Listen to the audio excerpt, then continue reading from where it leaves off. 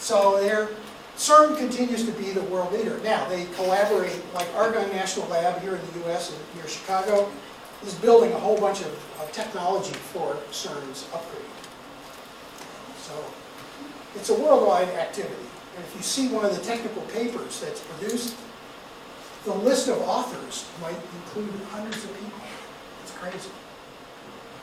Yes? I was just going to comment, what a shame that that is in Europe and not here. At least it's not in China. Well, everybody has ambition. Every major power has ambition to be a world leader in advanced science. The Chinese have just recently introduced their gigantic radio telescope. If you go online and look for that, you'll see this thing. It's the size of a city. Looks like a salad bowl, and is designed to look at radio signals from the cosmos. And theirs is the best in the world right now. We used to have one in Puerto Rico that was pretty good. Pretty much got destroyed in the hurricane 2 years ago. So, yeah, it's a.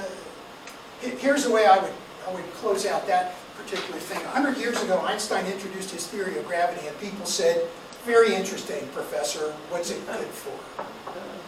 So, if you have a cell phone, you are using his result, because GPS does not work unless you understand how gravity changes the rate at which time advances.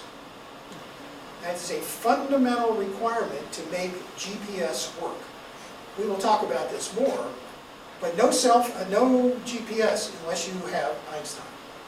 So it took 100 years or so to get the fruit of his work beyond understanding how the universe is structured.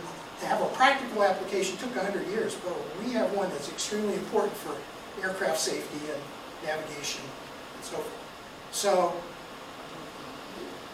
the world, the biggest countries in the world, and the Europeans, their economy is bigger than the US economy and the European Union, they've invested enormously in CERN. $3 or $4 billion a year for technology and staff, but it's a magnet for physicists all around the world.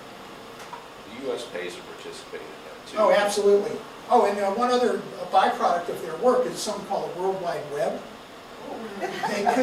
They couldn't share data with their scientific partners without having a way to organize the data and ship it through fiber optics and so forth.